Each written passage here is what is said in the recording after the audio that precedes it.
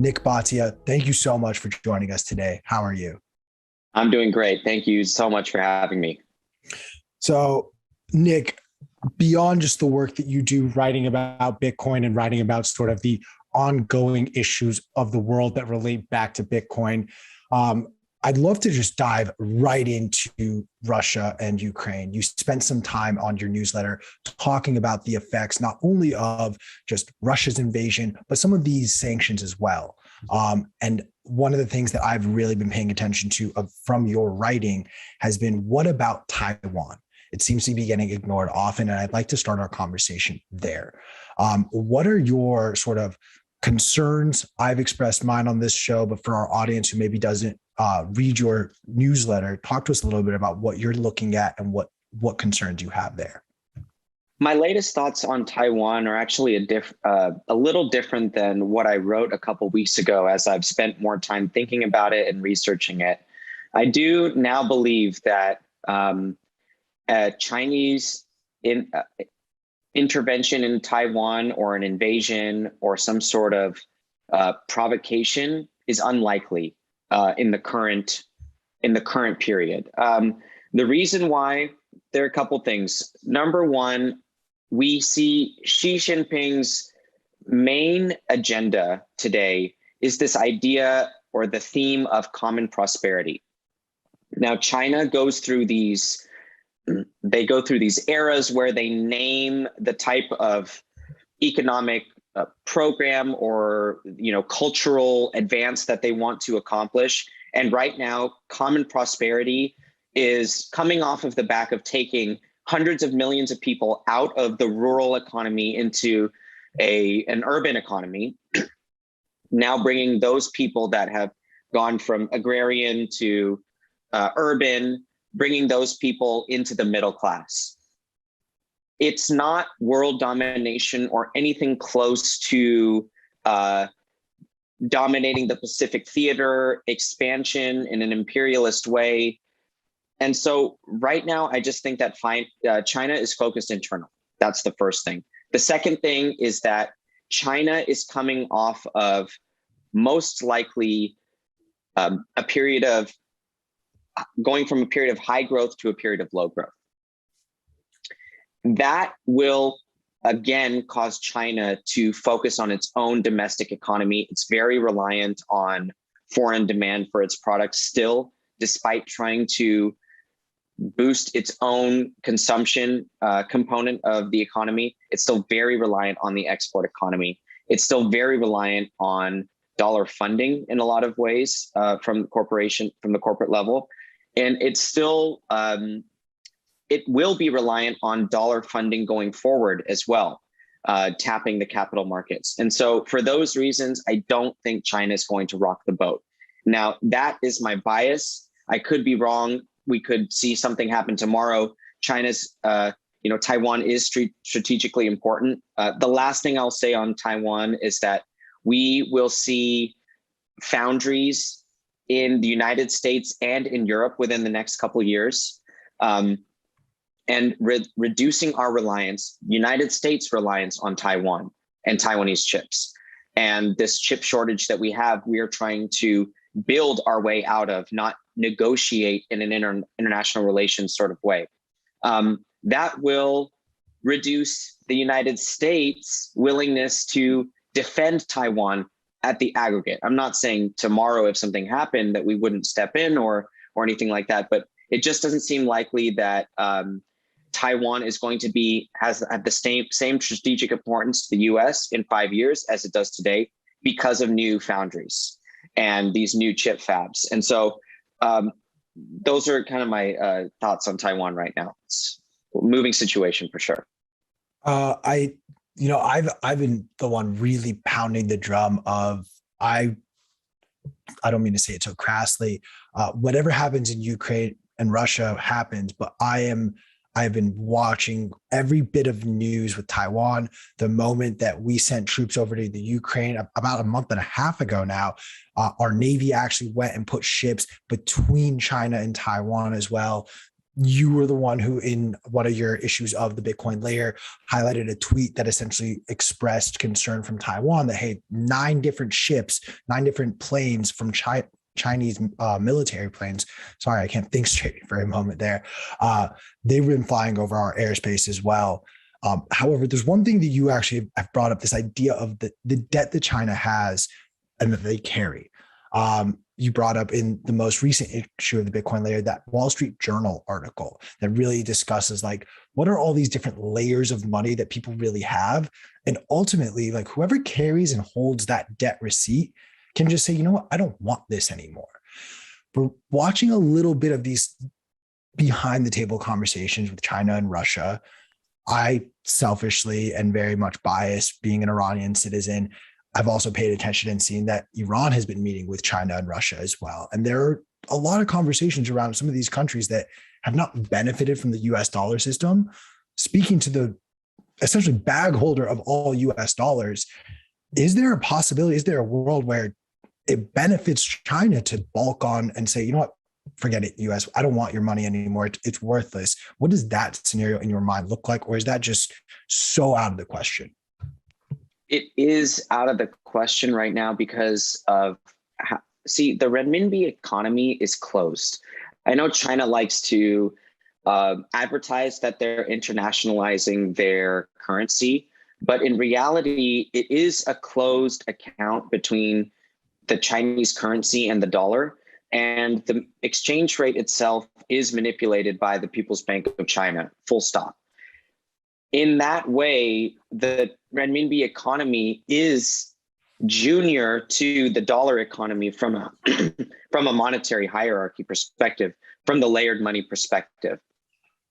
So if the US does to China what it did to Russia, China is toast. Basically, they're shut off from their own ability to finance global trade because they're not using the renminbi as much as they're using the dollar for their global trade. They're reliant on the dollar system still very heavily. So it doesn't make sense for China to do anything to get the US to sanction them. And that will be at the front of their framework until they have built a way around that. But right now, we're still over 3 trillion of dollar reserves, and it's well over that when you consider all the dollars that are held by China at Eurodollar banks around the world, et cetera. They have so many dollars, and they have also a ton of US treasuries as well.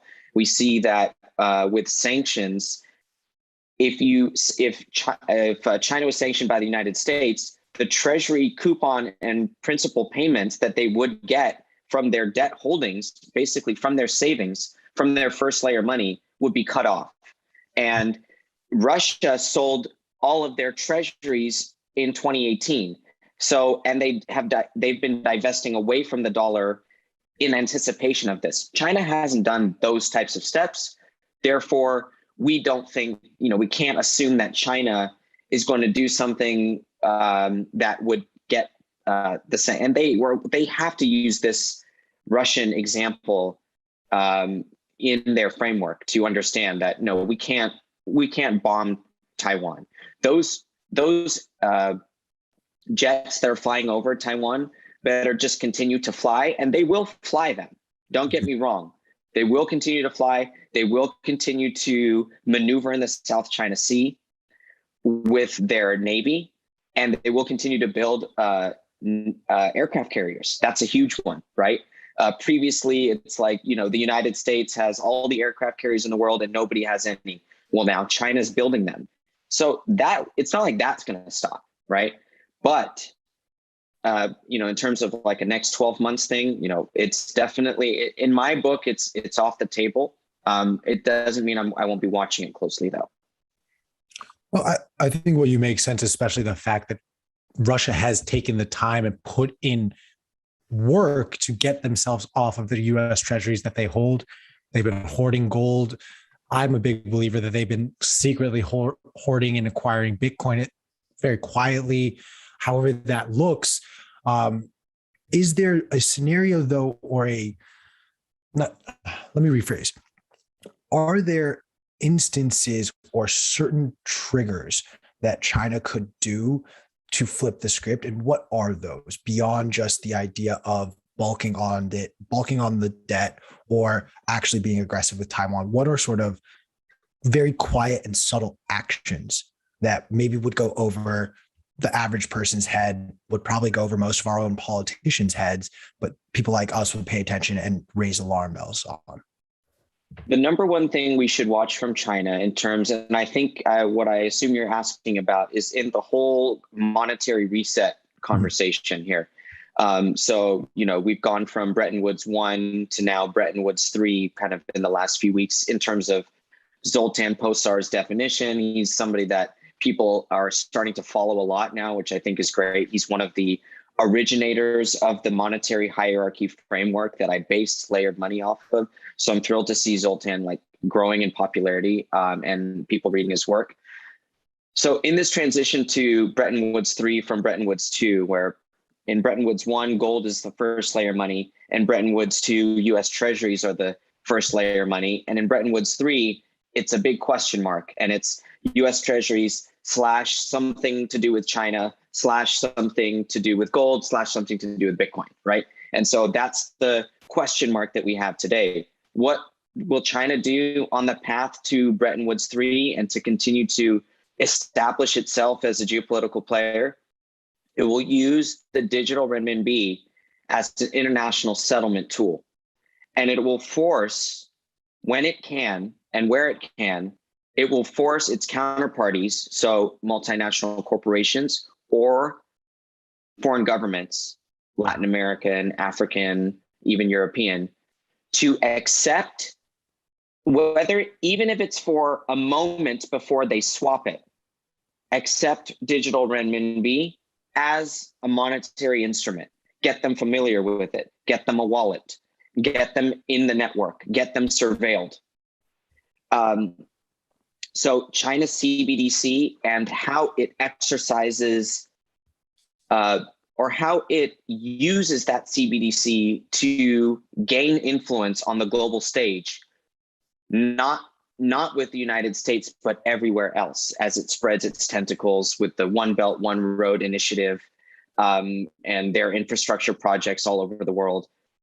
That's something that I'm looking for from China, to understand that they are indeed trying to put the digital renminbi within that conversation of the top of the hierarchy or part of the conversation of, what is considered money at the global scale, what can and cannot be cut off. Because now we have to think about whether the money has an off switch or not. That's what the last few weeks have taught us and have taught everyone, really, where the Wall Street Journal's article is about this. Zoltan is talking about this itself.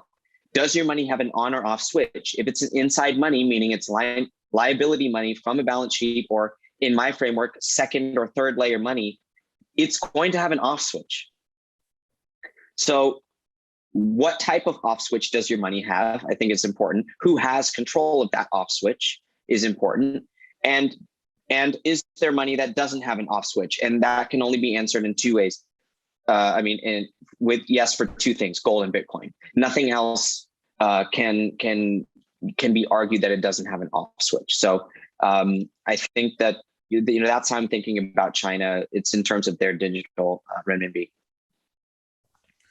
We will have to be keeping a very close eye on this digital renminbi. Everyone watching, please be sure to keep your eyes out for that as well. And let's all learn from what Nik is teaching us here.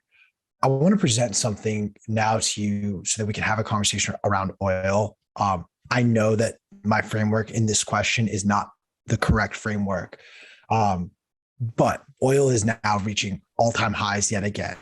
Russia controls much of the oil and gas for Europe, not so much for us over here in America. I think Biden's actions were more a signal of support to European and to the European efforts, as well as to Ukrainians, rather than an actual effect on what we will feel. That didn't stop oil and gas prices to get to $6 a gallon for unleaded gas over here in Los Angeles. at what point do some countries that have insane oil reserves start to introduce oil as a form of money, whether it's, hey, our dollar is now just going to be backed by the 100 million barrels of oil we have. You don't want it, that's fine. But this is now more valuable than gold in some regards, in some places for some people. So Q, I'll answer in a way that's close to home to you. We saw Iran and India engage in gold for oil swap years ago during certain sanctions. Mm-hmm. So the answer to your question is that it already exists as something that is front of mind for nations that it pertains to. Okay, like Iran. Okay, Iran has to understand that its oil is black gold. It can use real gold and black gold in trade because the two are real and they have a price, and trade, they can be put on ships and sent, from point A to point B. So it is already something that is front of mind. One thing that is important, from the Chinese perspective is that gold and oil contracts settling in Shanghai have been active for years. And so China already understands this, and it is in their framework. Because, when we're talking about asset classes, commodities, Bitcoin, gold, oil, and, you get the argument that a Bitcoin's not a currency because it's volatile. Everything is volatile, and everything has a hedging market because everything moves in price relative to other things. So a bank will make you a market in an oil for dollar swap, oil for gold, oil for renminbi, Bitcoin for dollars, Bitcoin for oil. They'll make you a market in anything as long as they can make a spread. And they do the spread by, what do? That when they sell, let's say you want to go long, they sell you a short, they write a contract, then they go and long into the market with somebody else, maybe another bank, and they do so at a level where they capture a spread and their risk goes to zero. They have zero delta, right? Means they don't have any exposure to the price. They don't care. They're bankers.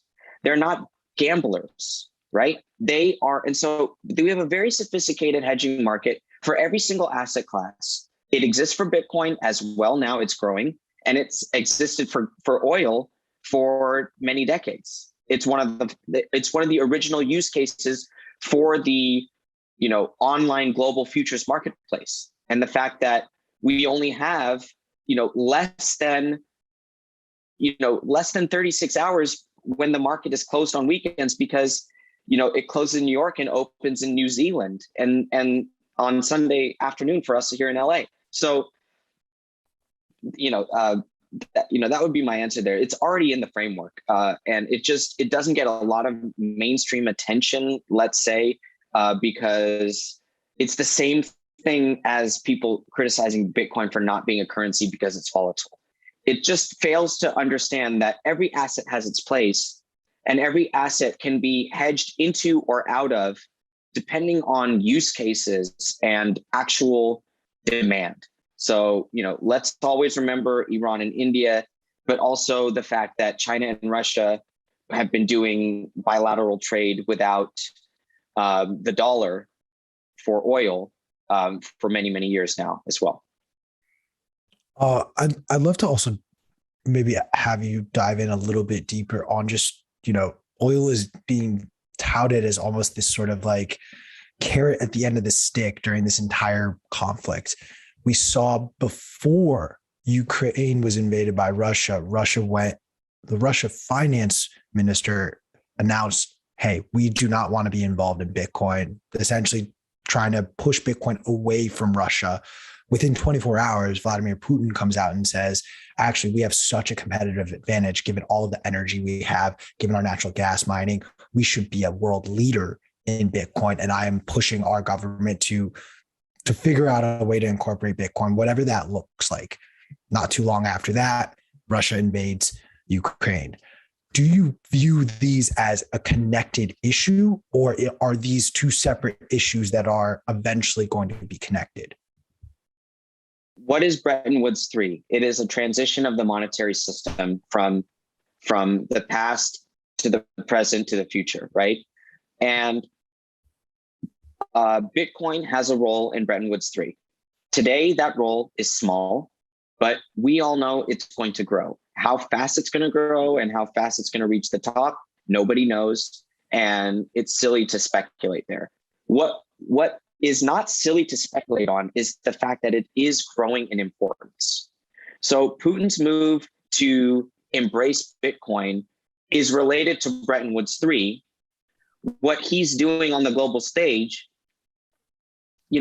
is a result of the fact that we are transitioning into a world where we don't need US treasuries by themselves to sustain the financial system.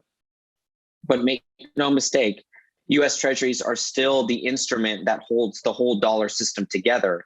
So, we talk about potentially, the US interest rates, going up in the face of inflation.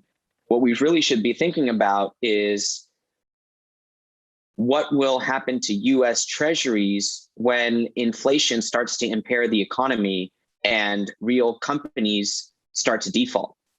And what happens to all those trillions in credit issued to the public sector, not to the US that can print its own money and get the central bank to buy its debt if it needs to, but what's going to happen to everyone else? And, one thing I think that isn't as understood is this crowding out effect that US treasuries have on the rest of the world economy. When the treasury supply grows, yes, the yields might increase, but then the demand is always there. The auctions are always bid, means somebody has to sell something else to buy US treasuries. And what is that something else? It's stocks, it's other bonds. And so, I still think US treasuries hold their role because it holds the dollar together. I still think interest rates, even though they could go up over the next year with inflation, they're still in this 40-year downtrend. And it's a demographic gravity toward zero interest rates, just based off of, all of the other debt in the dollar system. It keeps treasuries very well bid. Right after the announcement, or not announcement, right after Russia had invaded Ukraine and off of Powell's statements, had discussed the idea that, hey, the 50 basis point hike from the Fed is probably not going to be a thing. We will see some.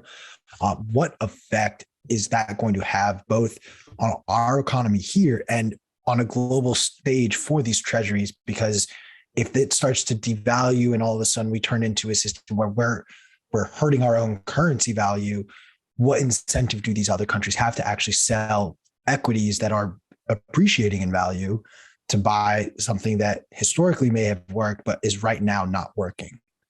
So it comes down to the risk spectrum. If things are going poorly across the world, stocks will sell off, and if things are going well, stocks will do well. And that's kind of the basic way to think of things. So if things are not going well across the world, companies are going to have trouble in an economy. That's when we're in recession. Right now, we're in an inflationary environment, which is causing its own problems. So certain companies are benefiting from the inflation, others are being hurt from it. And so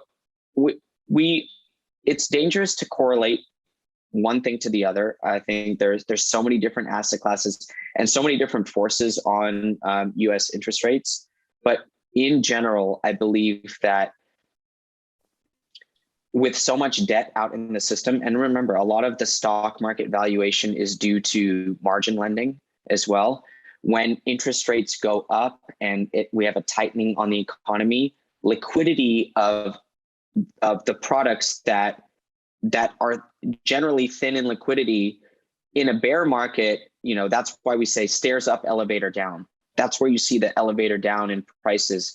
And we see that in cryptocurrency as well, not just Bitcoin. We see it all across.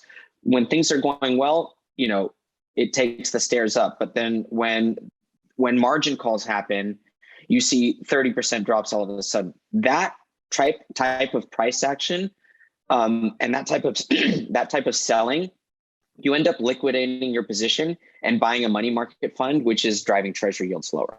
And so there are chain reactions when interest rates rise and financial conditions tighten, which ends up causing US Treasuries to be bid and interest rates to go back lower. So right now, your question about the hikes, right? Right now, we will see the Fed hiking rates, right? We'll see it next week. They'll hike 25. We'll probably see another 25 in June. We'll probably see them maybe, just to continue to hike 25 every meeting.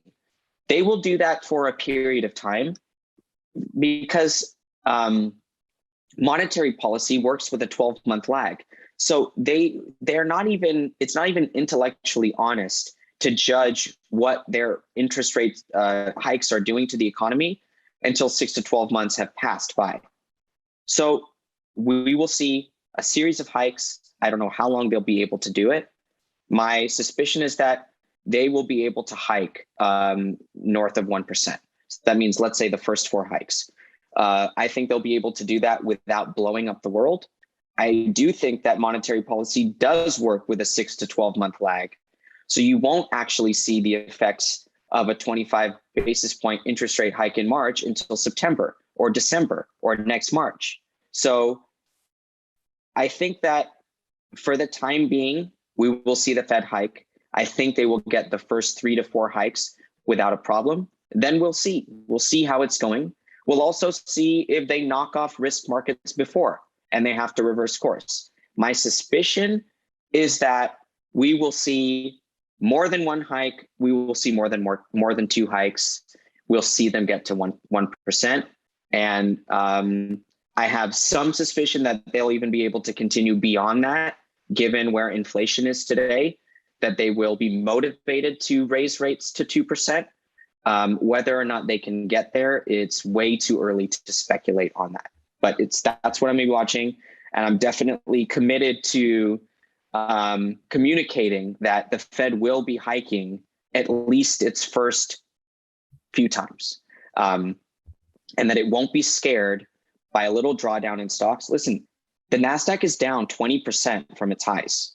And the Fed has not flinched, neither have the short-term interest rate markets. They are still continuing to price in 150 basis points of hikes until December, which is a pretty aggressive path. So we'll wait and see. I'm a little curious, and I want to make sure I'm following you properly here. When you say that these markets may not, or the markets won't really feel the effects for 6 to 12 months, as you mentioned, NASDAQ is down 20%. S&P is not yet there, but I do believe it will get there shortly after. Are you talking in the equities market, or where are you discussing that? Yes. When I say monetary policy works with a 6 to 12 month lag, we're talking about the real economy and how borrowing conditions affect the real economy. Okay. That happens with a 6 to 12 month lag. The stock market and other markets do not work with any lag. They are leading indicators. Okay. So maybe this 20% drawdown is pricing in the first 100 basis points of hikes. Maybe it's pricing in the first 25 basis points of hikes. We won't know until the market reacts along the way. Listen, Q, price is truth. You know that if you've watched me or read me, you know I say it all the time. The price will tell us what is happening. Right now, the price of the short-term interest rate market is telling us that the Fed will be hiking this year. It's also telling us, the stock market price is also telling us that it's not the end of the world, but we're nervous as fuck. Okay? With the volatility that is, just generally increasing across asset classes. Credit is nervous, meaning high yield credit. Stocks are nervous. Oil and gold are both rallying off of not really the Fed, but other things, war and Bretton Woods III. And Bitcoin is kind of just chopping around in the war, kind of just flat, hanging in there, which is really interesting. And I think a little exciting for people that have been tiring of the correlation with equities, but it still is demonstrating some of that. And yeah, so I hope that answers your question about what is that 6 to 12 month lag? It's the real economy, but the price of stocks, the price of yields, yields themselves will tell us what is happening. And so that's why I always have my eye glued to price, because if you have to communicate what the price is communicating to you. And that is what I try to do in the Bitcoin layer. Well, I will provide you snapshots of where prices are today, where they have been over the last few weeks, which tells a story. And that's as far as we can look without getting into just raw speculation, which it's fun to do, but we have to call that what it is. And then, call the analysis what it is as well. So we'll see. I think the stock market hangs in there amidst these first few interest rate hikes, and we don't get that 50% correction. But that's just a guess. To speculate for a brief moment here, we watched Powell attempt to do something like this, not with the geopolitical background he has now coming off of a 2-year pandemic. However, in 2018, when he did attempt to raise rates, did it a little too quickly, markets suffered as a result. At what point do you think he or the Fed stops this tightening? Is it going to be a stock market issue? Is it going to be more of we are entering a war, we need to make money cheap to be accessible? Where is that pure speculation, of course? Yeah, I think it comes down to the liquidity of bank funding, and that's always what it comes down to. So when banks aren't able to roll their funding to the next day and they're facing default, that's what catapults the financial system, and that's when the Fed will stop. So that's why stocks going down even 50% doesn't knock the Fed off of their rocker. What would is high yield spreads going out 1,000 basis points, and then certain banks that have that on their balance sheet unable to roll their repo financing, and then they're facing default, for example, like a major bank somewhere. That's the type of thing that will get the Fed going. So what should we be watching? Of course, we watch stocks, because stocks are a general leading indicator and can give us the sense of what liquidity is like in the market, because stocks do trade on margin, right? There's a fundamental cost basis. There's of stocks, there's a level at which the long-term buyers will say, I'm definitely buying here. And then the rest is trading margin. We see that in Bitcoin as well. We have a realized price, which it never really goes below. Sometimes it does, but it bounces right back above. And then we'll see huge rallies where we go to 3-4 times the realized price. And a lot of that is margin. It can be wiped out, whether in 3 days, 3 months. And so we'll watch stocks, but we watch the steepening of the yield curve. Here's something that I haven't written about, okay? I've used the word flattening nonstop in the newsletter you guys have read. We always talk about the flattening. Why? Because rates continue to flatten. When rates steepen, you know that the rates market is pricing in the rate cuts and the policy reversal. So until the yield curve steepens, the market is not telling you that the Fed is going to reverse course. So we'll watch the yield curve. Right now, it's, let's say, the 2s10s curve is at about 30 basis points, which means it's still positively sloped from 2s to 10s. And it's been flattening for a while. It could go to zero. That curve could go negative. But when it starts to increase again and go steeper, that means that the market is pricing in lower short-term interest rates relative to long-term interest rates. And right now, the market is pricing in higher short-term interest rates, but no change, in the long-term interest rate. And that's why the curve flattens. So to answer your question, it's when the curve steepens. And that's why I'm signaling the flattener, and it continue to be, because it means the Fed is still into this idea that they're going to hike. That makes perfect sense. And for anyone else like me who reads it and hears a lot about the idea of flattening the curve, or even just the idea of rate hikes, this helps you visualize it a lot better. During this rate hike period, this is that steepening of the curve that you were talking about. Correct, Nick? I'm understanding. Well, when rates are being hiked, the short-term yields are increasing. Right. the long-term yields aren't really moving anywhere. They're about flat since the war started, and they are higher off of the pandemic, but they haven't increased nearly as much as short-term yields have increased. That is a flattening of the yield curve. So when they hike, they're flattening the yield curve. When they stop hiking, the market will price in cuts, and the yield curve will re-steepen. Got it. So we have not seen any re-steepening. We are still in the flattening period, which means we're still in the market pricing in hikes. Got it. When it starts to re-steepen aggressively, that's the market telling you the Fed is done hiking, short-term yields are coming back down. Even if the hikes never get to where the yields were pricing them in, they'll come back down to price in the cuts, back to zero. So we're nowhere near any steepening trends establishing themselves. But when we are, I'll flag it for you guys. I look forward to that. We now haven't really spent a ton of time on Bitcoin, and I'd love to spend, I think, as much time as possible here on out just discussing Bitcoin and its role on the global stage. We've watched it in Canada show its importance of being a censorship-resistant money. We're watching in both Ukraine and Russia, people who are losing value on all of their money, trying to hide it elsewhere or try to get out of the country in a safe and reliable way. Ukraine limiting how much money you can take out, Russia doing similar actions. What are you proud of about Bitcoin on this global stage, and what are you nervous about with Bitcoin on this global stage?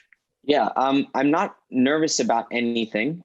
What I'm proud of is the display of Bitcoiners in teaching and showing how we can use Bitcoin today in these incredibly important times to help save lives. And I'm not nervous about the fact that what happened in Canada, what happened in Russia and Ukraine with Bitcoiners, Bitcoin education, Bitcoin adoption. I'm not nervous that didn't increase the price or any, let's say, immediately measurable adoption metric of Bitcoin. Okay. The reason that I'm not nervous about that is because we know we can feel it in the culture that we advanced Bitcoin one step further in Canada, one step further in Ukraine, one step further in Russia.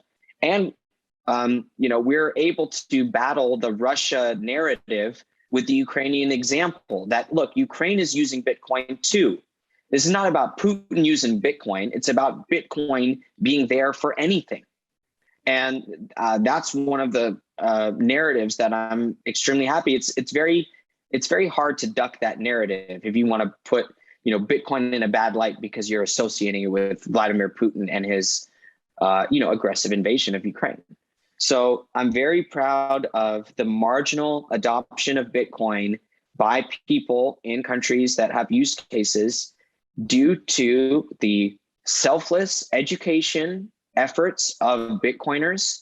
I'm not on the ground in any of those countries. There are people on the ground giving wallets, explaining things, teaching their fellow countrymen and women how to use Bitcoin, why it's important, spreading the message. Everybody that has gone on a media interview over the last few weeks on TV, on radio, any podcast, and said to a general audience, not the Bitcoiners, we already know why Bitcoin is here for that, but to everyone else, hey, this is Bitcoin. This is why it's important. They're all heroes. They're all doing the work that we need to advance Bitcoin adoption worldwide. Bitcoin is a unifying force. It's mutually accepted across continents and cultures. It's something I've talked about. It's what makes it so special. And so I'm proud of the educational effort because we can't. It's not even right to say, oh, this Russia-Ukraine conflict should cause a rise in the Bitcoin price because it will bring attention. That's not what this is about. It should bring long-term adoption and understanding of Bitcoin as a necessity and as an important geopolitical force and cultural force, societal force. And that builds up over a long time. So I, recently said that not into hyper Bitcoinization from the explicit of it happening really fast. I'm into a slow Bitcoinization process because that's how we teach the world about something. You want to get a billion people on the same page in terms of monetary reality, it's going to take time. So that's why I write. You reach each person one at a time. Maybe they will make a decision for their family. Maybe they will make a decision for their multinational corporation. Maybe they will make a decision for their nation, right? Who did Bukele read to trigger him into all that? Not me, somebody, right? And, I don't know that his whole Bitcoin origin story, but there's somebody that helped him. There's somebody that helped me. I'm helping others. And we all have to educate each other about this idea that we think we're in Bitcoin because we think it can make for a better society and a better culture. The money will help the culture. The money will help the society, not that it's the better money. Why do we need better money? So we have a better society. So that's why we're in it. You ask any Bitcoiner that's really in it, they care about the race. They're not traders. They're in it for our human race. And it's very apparent when you talk to Bitcoiners. It's why we all get along really well, is because we at least have that in common, that we want to help people, and we think it's more fair. That's an important thing. We think it's a more fair way to conduct a monetary system. That's the critique of fiat and where all that stuff comes in, and Saifedean's important work on time preference and how we think about time preference as well. So if we, push the message of Bitcoin and time preference and all these, shared realities that we can share, about Bitcoin, then I think that we're all doing our part. I think you say it best, and it deserves a thank you from all of us at Bitcoin, because you have been slowly but surely, one by one, helping people to see that light. I am one of those people that you have helped educate. I do want to two-part, maybe more of a statement and then a question to follow. When we're talking about sort of this, we have to chip away one at a time. You make mention in one of your previous posts about just Bitcoin adoption happening at the margin. And it doesn't matter if it's just one person at a time, whether it's an uber wealthy oligarch or just a middle-class family realizing this is what they need. And that is in essence what you've just described and outlined for us here. I am, however, a little curious, a little selfish. There is the narrative that the media will always push, that this is now Putin's new weapon. We've seen various articles come out of this ilk or of this theme that, hey, Bitcoin is helping Russia. We can't, Bitcoin supports the bad guys. Canada pushed forward saying, hey, if you send Bitcoin to these truckers, you're now a terrorist. What are some things that we as just individuals can have in our back pocket that you maybe would recommend us sort of point to and say, hey, this is how I counter the discussion of Putin's not really the weapon. Ukraine's also using it. Justin Trudeau shouldn't have been taking away anyone's access to money to begin with. What are other sort of themes or topics that we can be using to help educate people? Yeah, you have to counter the Russia with the Ukraine, show them the tweet from the government itself raising funds. But, to be very honest, I think this is one of the most important things that we have to do, is explain Bitcoin as a good force and not as a bad force. And so, any story that you can find about how it helps people avoid, because people understand dictators, right? So they understand Putin and then they associate. But how do you use Bitcoin to escape the actions of dictators, not how dictators are using Bitcoin? So like with Maduro or, other places where people are using Bitcoin as a freedom tool. that is how to counter the argument. Explain Bitcoin as a freedom tool, and that anybody can use it. Anybody can use any tool for good or for bad. And it really is, you have to shock them into how oversimplistic it is of thinking to associate a technology with bad people and end the argument without looking at the other side of the coin. We do have to shake people out of these, like wake them up, jolt them into like, hey, do you understand how you just were programmed to associate Bitcoin with Putin, and you didn't even factor in the fact that the people on the other side that are being bombed are raising money in Bitcoin to defend themselves, even if it saved one life. Absolutely. And you just have to, you can't just let the narrative run over us anymore. That we've gone so far past the Silk Road.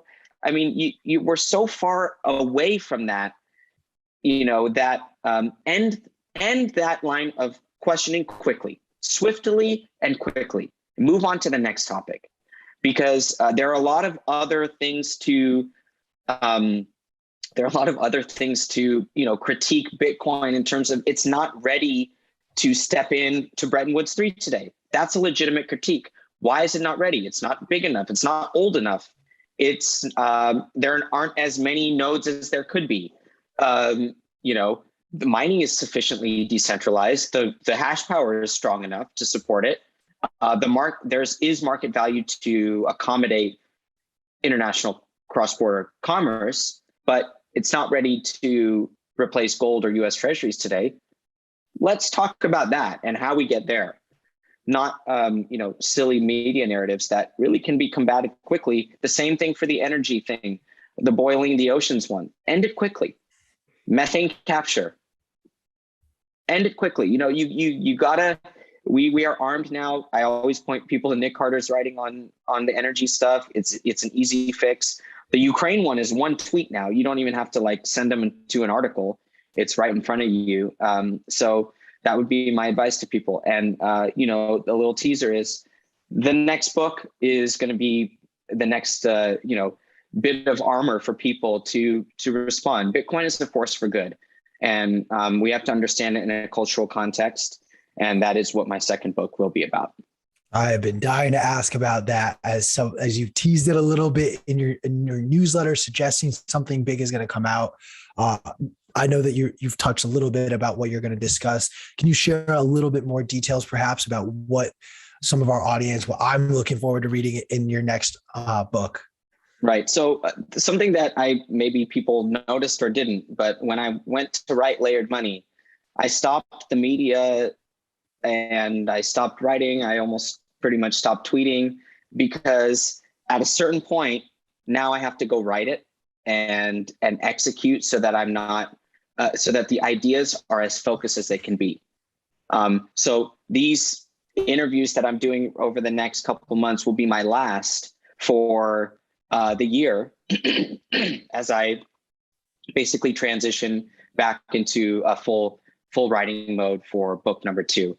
And so in these last couple months, with the few interviews that I'm going to be able to do, readers and listeners will get the first kind of whiff of the idea here before I go, and sink my teeth into it. And it really is this idea that Bitcoin is something that we share, and it does transcend cultures and continents. And the reason that it transcends is because it is so unique in human history. There's something about Bitcoin that will get us to 1 billion believers. And so I'll kind of just end with that word in terms of believers. And that is the way that I am framing my research now, going forward. And that's what I'll say. It's a book about Bitcoin. It will have elements of history in it, and it will have elements of Bitcoin today and its role in society. And I'm extremely excited to get going on it. The past few weeks have really seen just have seen it take off. In terms of my brainstorming is now, I find myself thinking about the book a whole lot, whereas I haven't ever, I mean, since Layered Money, I've tried to think about what to write next and it just wouldn't come. Now it's hitting me. And so I'm going to, do my best to balance the Bitcoin layer with my book, because the Bitcoin layer is about Bitcoin today and what's happening and the markets and global macro. I don't anticipate that there's going to be a ton of rates or global macro explicitly in my next book. And so that will allow me to balance the Bitcoin layer with the writing of the second book. And I do hope readers will stick with me through the writing of the book. I do anticipate the same sort of frequency in terms of writing once a week or so, keeping people up to date on my analysis, what I'm thinking. And but in terms of pods and tweets, it'll be quietly into the night, I think, for a while. And but I'm very excited for that, and it's a blessing to be able to take that journey again, for sure. I can only say how excited I am, and I'm sure many of our viewers are equally excited, if not more, for the next book to come out, while also being a little sad to hear that we won't be hearing your voice and hearing you articulate your thoughts out. But I will be frequently checking for those emails to come in as well, as I find your analysis on the global stage is just very helpful, because you ignore all the noise. You cut right to it and you essentially say, these are the facts. This is how I, Nik Bhatia, interpret them.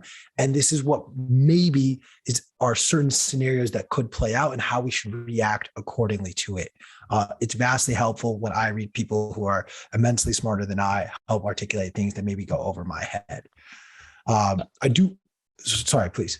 No, I appreciate that a lot. And, the Bitcoin layer is a chance for me to express my opinion on a regular basis. And the fact that people subscribe and that some are even paying subscribers or founding members is ridiculously motivational, because they're basically saying, what you have put out, we embrace and we want more of. So I can't thank the subscribers enough. It means a lot. I do want to ask you, and I don't know if you had the chance, Biden released this executive order. There seems to be a lot of emphasis on a CBDC. What, if any, effect does this have on Bitcoin's place on US legislation, or is this just, noise, flash in the pan type of stuff? Yes. So readers of Layered Money will know that I predicted a US CBDC, a Fed coin toward the end of the book. I think it will be an important political tool for the US government and the Federal Reserve in their own individual rights. The Fed will find power and utility from a Fed coin. The US government will find power and utility from a Fed coin. So we will see one, and it will affect policy. It will potentially reshape fiscal and monetary policy in this country. And so it's important to watch what will happen to the United States of America with a CBDC. It will impact policy. That's what I'll say about, the initial announcement is that, yes, we've seen this coming. It will happen. And it will be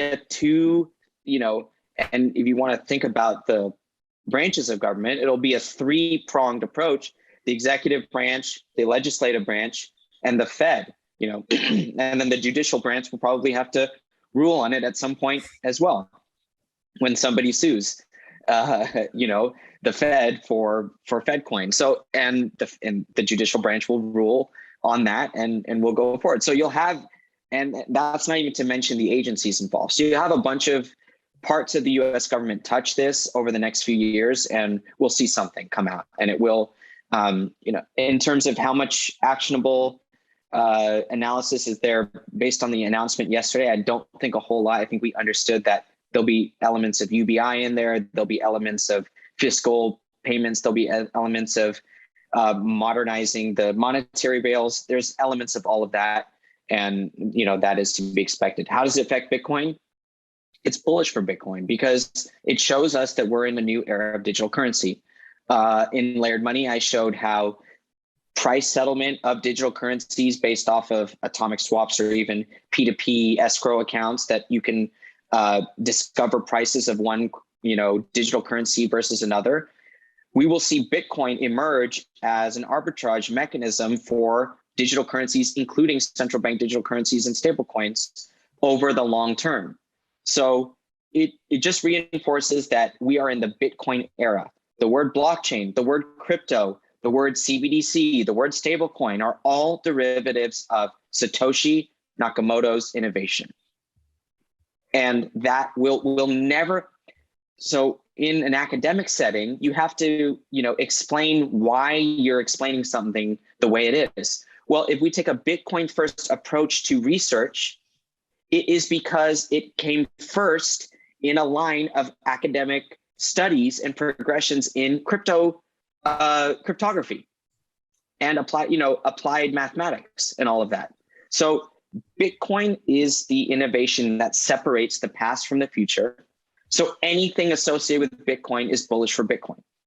And it will, one day it'll show people that the Fed can seize your money, censor you, the government can put you in jail because you spent your Fed coin here or there, and then they'll go to Bitcoin and you'll have another marginal adopter. And then the press will say, look, Bitcoin is only for criminals because the government put someone in jail for spending their Bitcoin in the wrong place, and the cycle will continue, but the marginal adopter will always be there.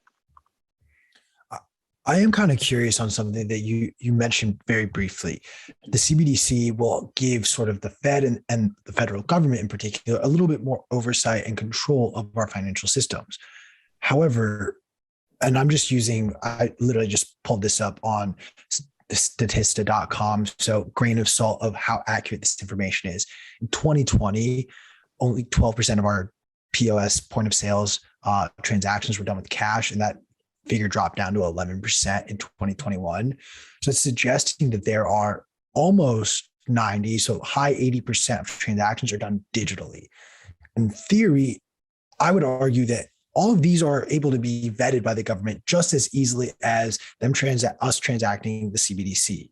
So what is really happening? Can you break down that difference of the CBDC gives them more control in this aspect, in this facet? They're able to pull this transaction to say, hey, actually, you know what? No, you're not allowed to spend that money there. Like, buy. Is that a possibility, or what does that? Yeah, let's say the government, suspect somebody of something and they want to shut them off, right? We talked about money having the on-off switch. They have to call Chase and get Chase to do it. That could take 24 hours. It could take 48 hours. It could take 3 hours, or it can take 4 seconds now. So it is different. It's not the same. It is an additional tool for surveillance and for control. It changes who has the on-off switch in their hand. And that's, I think that's the way to think about the surveillance.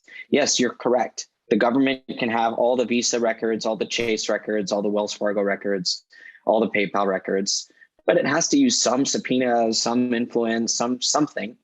And maybe the 11% figure is something that they're not a bbig fan of. They wish they could have more cash usage, and they say, oh, use our Fed coin. It's, you don't have to deal with the commercial bank.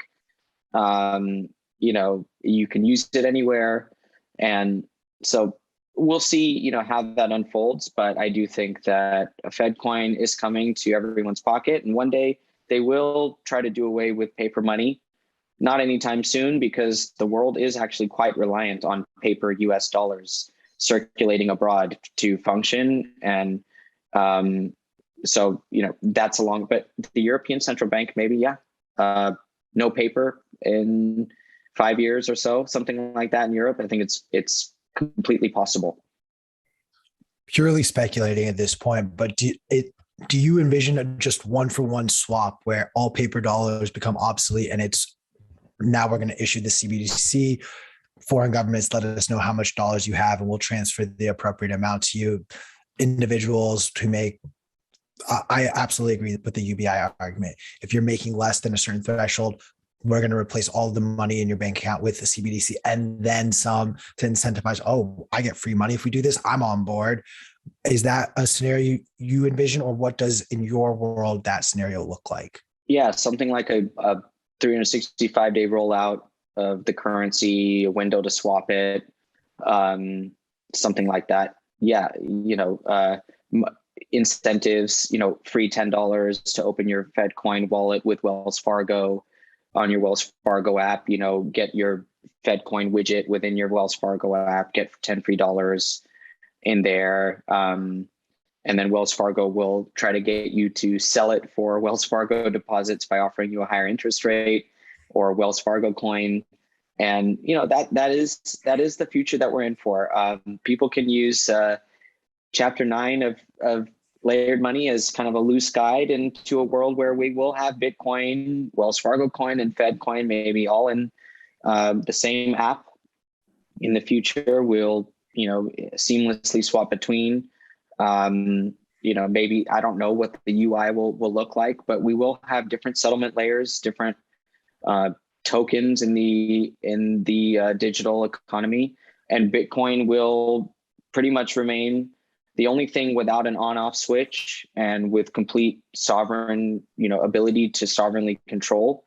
And for that reason, Bitcoin will remain unique for forever.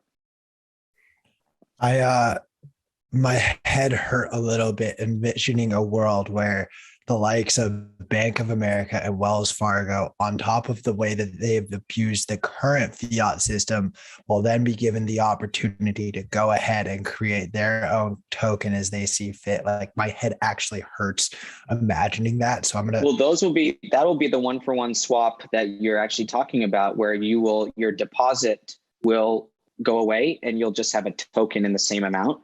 And so the deposit rails, which is the old way of doing business, will be gone, and the new way will be the stable coin that they've issued you in lieu of the deposit. So something like that I envision from commercial banking. And yeah, it does hurt your brain a little bit when you think about the abuse of banking liabilities. So stablecoin is just another type of banking liability, and it's why people should be wary of where their stablecoins are coming from and who's issuing them.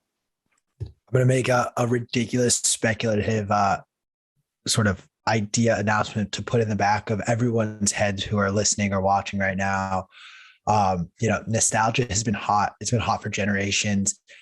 I will definitely be keeping one $1 bill, a $5 bill, 10, 20, and 100, and just one of each. Maybe to make it fun, I'll get it from the last year they're ever minted, and my grandkids will get it, and I'll be like, there was a time where this was. Our producer Chris is holding up the bill. Is it $1 billion or $1 trillion? $1 trillion bill from Zimbabwe that he showed everyone yesterday. So I'm gonna make that claim right now that everyone should, before it's too late, have just one of each bill for your grandkids to show them that there was actually paper money that we used to transact back in our day. Because I have one of those. I have one of those Zimbabwe notes. I was just looking for it somewhere here. Yeah, 100 trillion. Yeah. I do want to. This is a question from YouTube, a little off topic. If you wouldn't mind entertaining it, can you talk a little bit about balance of trade and balance of payments in the Bitcoin denominated world? The question asker is guessing that they would essentially go away, but what are the implications if they do? That's a really interesting question. Balance of trade and balance of payments are not going away. We're always going to have debts between countries based on what people are producing. So to see Bitcoin used as cross-border trade tool, whether to have debt, debits or credits in terms of the balance of trade and cross-border, it's not even something I've thought about, but something that you'll have to see to evolve toward a Bitcoin standard, or at least to see what I do predict is that companies and countries having to dual denominate their balance sheets in Bitcoin and local, or Bitcoin and dollars, because half or approaching half or a significant portion of their business is being done and conducted in Bitcoin. So they'll have to run dual balance sheets. So that's kind of what I'm watching for, is how the dual denominated balance sheet world evolves. Right now, you have 0 countries and 0 multinational corporations doing dual denominated Bitcoin and dollar accounting. So we have only to go up from here. Yeah, I buy into the dual denominator. I even think of a more basket of currencies, if you will, where Bitcoin, along with the dollar and maybe gold and some other currencies that survive this sort of Bretton Woods III that we are living through. What in a scenario like that, what are things that you are keeping an eye out that could potentially be incorporated in that? Beyond the dollar, gold, and Bitcoin. Yeah, so there was a big trend toward SDR, which is the special drawing rights from the IMF, over the last several years, but it just seemed to die off as support for it just seemed to die off over the last few years. As I think I haven't read the word SDR once since the Russian war started, and I think that's evidence that that idea is dead. So it is a big question mark. What does Bretton Woods III look like? And I think the word basket is wrong. I think you won't see a basket anywhere. You'll see fractured systems and parallel systems and side, systems. Like the Bitcoin system is on the side. It's not in a basket with the dollar and gold in the Chinese eyes, right? So China will, let's say Russia will use gold. It will have cross-border trade in gold. It will have cross-border trade in Bitcoin. It will have cross-border trade in Renminbi. It won't do a basket of Renminbi, gold, and Bitcoin with Brazil. I don't see a basket being part of the conversation, or the word basket really coming in any serious way. Even though some central banks might say, let's say, emerging market central bank might say, well, we hold a basket of dollars, euros, and renminbi. That's okay. They hold a basket, but they're not necessarily having a balance sheet that's denominated in a basket or using that sort of actionable basket sort of tool as an instrument. I don't see that. That makes absolute sense. I had one more question that I am now, for whatever reason, it does not want to come out of my mouth. Oh my God, it really does not want to come out of my head anymore. Nik, when, if and when, one last speculative question. If Russia is the next country to adopt Bitcoin in any capacity, either legalize it, legal tender, that leaves us only El Salvador and Russia in the midst of a conflict with Russia. Long-term beneficial to Bitcoin. In the short term, what does that look like from a US policy as well as a global policy on Bitcoin? Yeah, it's not great. It's not great branding. So I'll say that I will hope that Russia doesn't do anything that other countries aren't duplicating at the same time. And, I think that what we'll see from Russia is a framework for cryptocurrency to exist within the banking system, which will mimic what you'll see in a lot of other countries. So I don't think Russia will make an announcement that says Bitcoin is legal tender in our country. And for that reason, it's probably good for Bitcoin branding if that doesn't happen.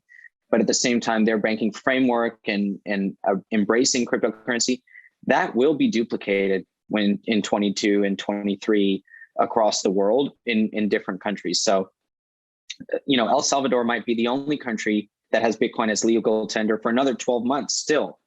But I think that within the next 12, 24 months, you'll see many other countries coming on board with an official framework, official regulatory, framework, and legalization, a place in legal precedent, all those important things to get people using Bitcoin.